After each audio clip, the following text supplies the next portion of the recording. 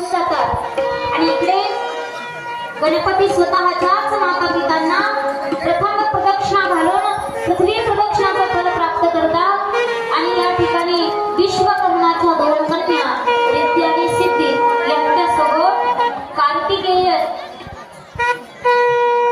यांच्यासोबत गणेश आणि रिद्धी सिद्धी यांचा विवाह या ठिकाणी संपन्न होतो.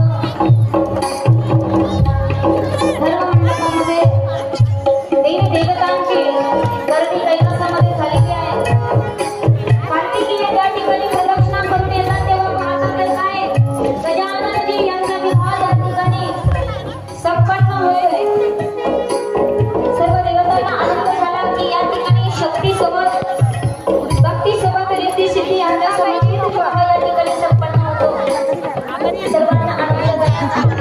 विश्वकर्मा यांची होते रिद्धी सिद्धी यांच्यासोबत देवदेवता सगळे या ठिकाणी आले. कैलासामध्ये महादेव माता पार्वती अनेक देवता या ठिकाणी सोहळा बघण्यासाठी आलेले आहेत.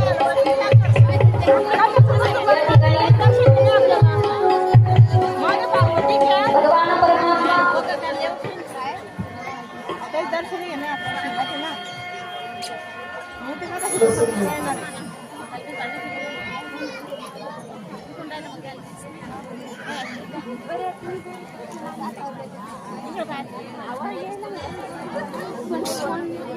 कैलासामध्ये जेव्हा विश्वकर्मा पुत्रींसोबत भगवान प्रभूंचा गणनायका गजाननाचा विवाह त्या ठिकाणी संपन्न होतो तेव्हा